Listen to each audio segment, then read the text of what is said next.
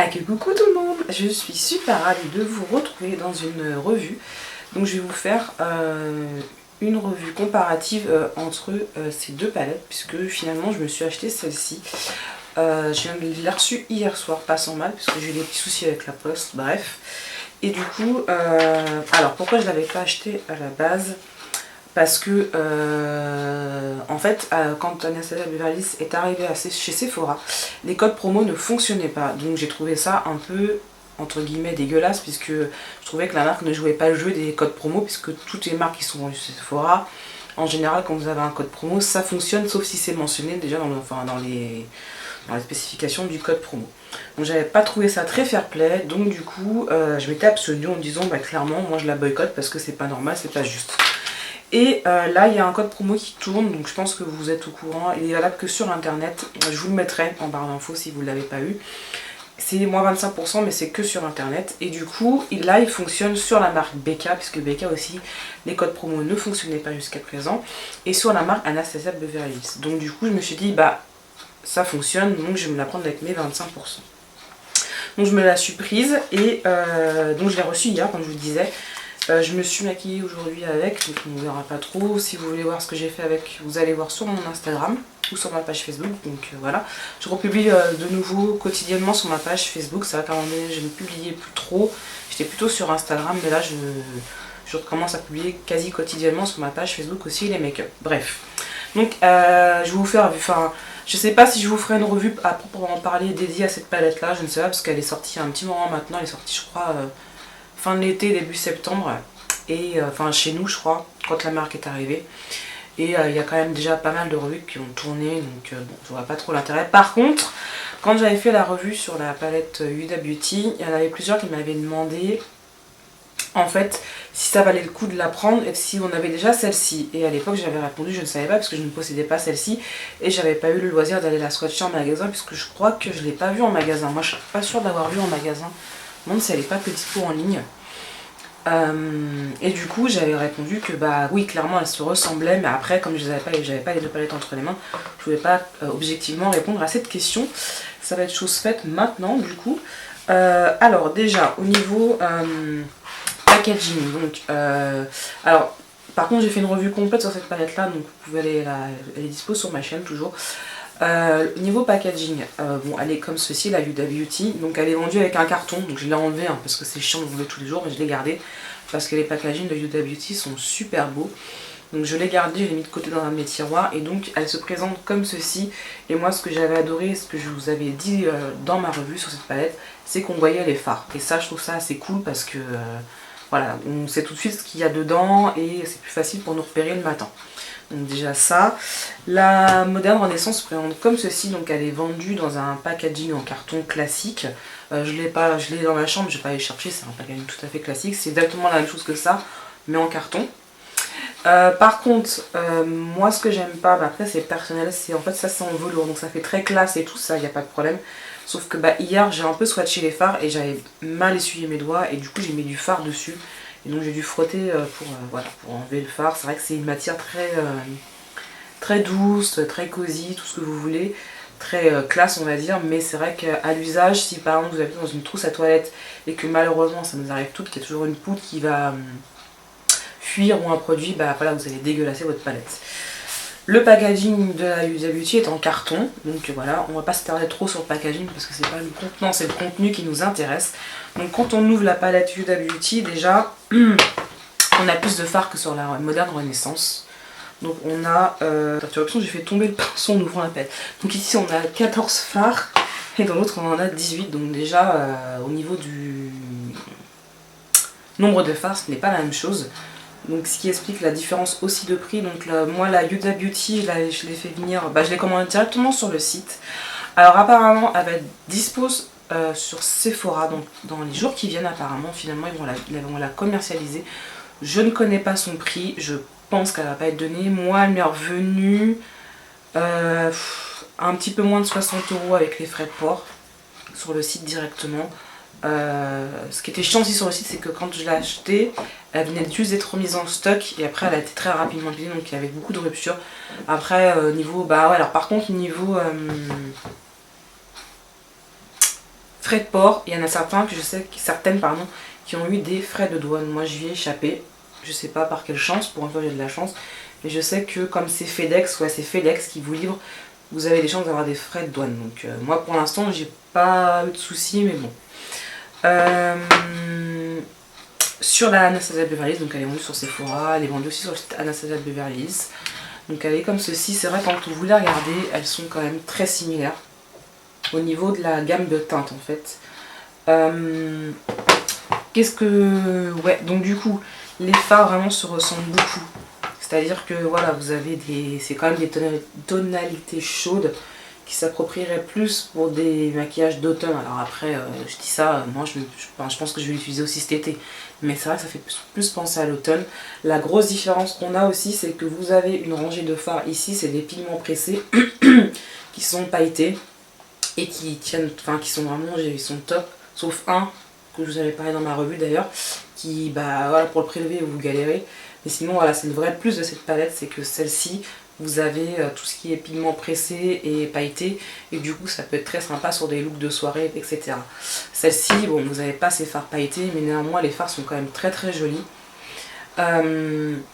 Niveau pigmentation, celle-ci elle est top, je vous l'avais dit, elle est vraiment top, les fards sont pas chuteux, ils se travaillent extrêmement facilement, la pigmentation est au rendez-vous, donc il n'y a rien à redire. Le noir est un vrai noir. Des fois on vous fout des noirs dans la palette, en fait c'est des gris anthracite, hein, clairement ils sont pas pigmentés. Dans celle-ci, donc je l'ai utilisée ce matin pour la première fois, les fards sont hyper pigmentés aussi, c'est vraiment très très pigmenté. Les fards se travaillent très très bien aussi, sont très bien, il n'y a pas de souci, il n'y a pas de...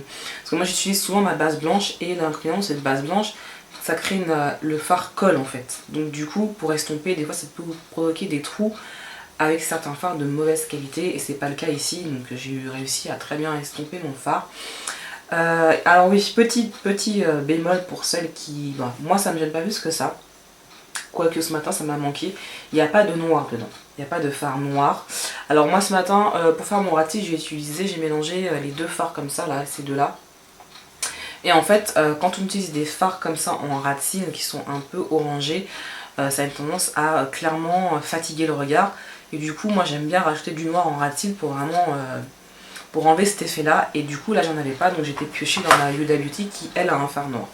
Donc c'est vrai que pour certaines ça pourrait être un petit défaut, mais après bon, c'est pas, vous pouvez vous en sortir sans fard noir non plus, hein. Vous n'êtes pas obligé de faire comme moi, mettre ça en ratil.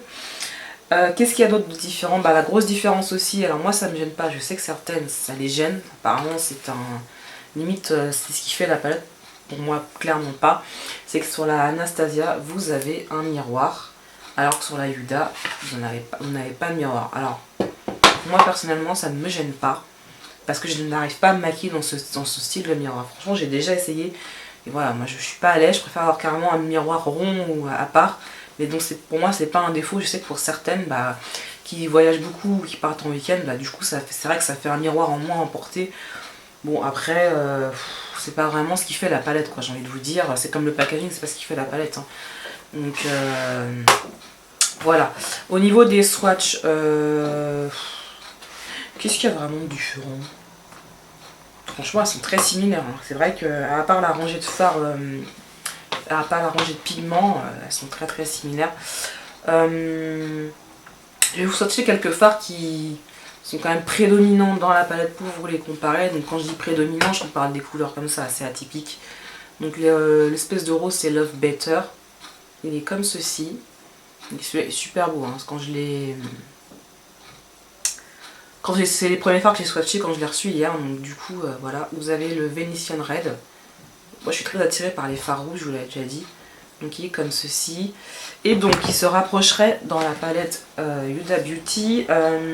Le rouge que j'ai swatché en dernier se rapprocherait du Man Eater. Je vais faire sur mon autre main. Donc vous voyez, pour vous comparer. Voilà, donc... Attendez, je vous ai mis les bons à côté. Ouais, c'est ça, c'est ces deux-là. Donc vous voyez qu'il y en a un qui est clairement plus rouge que l'autre. Mais franchement, je suis pas sûre que si, même moi, je me suis dit tout à l'heure, je me suis fait la réflexion, je suis pas sûre que c'est si je compare deux make-up que j'ai fait dans quelques mois que je sache quelle palette j'ai utilisée en fait. Je suis pas sûre de me dire, ah celle-là c'est sûr, je vais utiliser la Huda, sauf si je prends évidemment un des pigments pressés, forcément je vais me dire c'est la Huda. Mais si je prends que les fards mat, je suis pas certaine de faire la différence. Ensuite, le deuxième fard qui se rapprocherait du... Par contre, oui, effectivement, pour le Love Better, comme ça, là, il n'y a pas vraiment de fard qui se rapproche dans la Huda Beauty. Ça, clairement, si je fais un smoky avec celui-là, peut-être que j'arriverai à me dire, ouais, celle-ci, j'ai utilisé la Anastasia ou j'ai utilisé la Huda. Mais vraiment, c'est vrai que pour le Love Better qui est ici, dans la Huda Beauty, vous n'allez pas le retrouver. Parce que après, vous avez un rose, mais c'est un rose hyper flashy, donc ça n'a aucun rapport. Et puis après vous allez basculer sur des marrons ocre, donc c'est pas du tout le même style. Donc c'est le seul fard qui va différencier, qui va être différent dans la palette. Parce que même l'orange il se rapprocherait quand même assez du henna qui est ici. Je sais pas si vous voyez. L'orange est là et le henna est là. Bon, il se rapproche quand même beaucoup. C'est pas exactement des dupes, hein, j'irai pas jusque dire ça. Mais ils sont quand même assez similaires. Dans la gamme de teintes évidemment. Donc en fait moi enfin laquelle des deux vaut le plus le coup d'être achetée, clairement on est face à un gros dilemme quand même. J'aurais une tendance à dire que pour moi, alors après est-ce que c'est parce que j'ai acheté la Huda en premier et que du coup c'est vrai quand j'ai ouvert la moderne hier, j'ai dit ah ouais elle est quand même vachement similaire. Peut-être que je me dirais pas la même chose si j'avais acheté la moderne Renaissance avant et la Huda après. Moi je vous dirais qu'elles sont quand même très similaires. Donc après c'est aussi une question de budget. La Anastasia est à 50 € je crois, l'autre elle m'est revenue à un petit peu moins de 60 €, mais on va dire 60 €. Clairement moi je pense que la Huda vaut plus le coup dans le sens où vous avez plus de fards. Vous avez un noir, vous avez les piments pressés et voilà. Je pense que la Huda vaut plus le coup en termes de prix, quantité de fard et ce que vous pouvez réaliser comme make-up assez fun. Après la Anastasia Beverly Hills reste très jolie parce qu'il y en a qui n'aiment pas les fards pailletés, les piments et tout ça. Ça existe, hein. Pour moi c'est pas très convenable mais ça existe quand même, des gens comme ça il faut respecter tout ce qu'il y a dans la nature, il y en a qui n'aiment pas ça. Après l'Anastasia Beverly Hills reste une très très belle pièce, ça c'est indéniable. Je regrette pas de l'avoir achetée. Après je pensais qu'elle serait un peu plus différente, parce que comme moi je voyais les photos sur internet, pour moi c'était un peu plus différente. Maintenant comme je vous dis, je regrette pas de l'avoir entre les mains. Je vais clairement m'en servir et clairement il y a le Far Love Better qu'on ne retrouve pas du tout dans l'autre palette. Donc moi si je vous conseillerais une palette, j'aurais une tendance à me tourner vers celle-ci. Ensuite si vous avez le budget, ou si vous arrivez à la choper avec moins 25%, je vous dirais prenez les deux quoi. Après je sais que moi si je ne l'avais pas prise, la Renaissance, quelque part je l'aurais regretté puisque à la base je la voulais vraiment. Donc voilà. Donc voilà pour cette mini revue comparative, ça me tenait vraiment à cœur parce que c'est vrai que c'est quand même assez intéressant de comparer deux produits assez similaires, n'est-ce pas? Donc voilà, moi je vous recommanderais plus celle-ci, sachant que l'autre est très belle aussi, mais celle-ci est vraiment...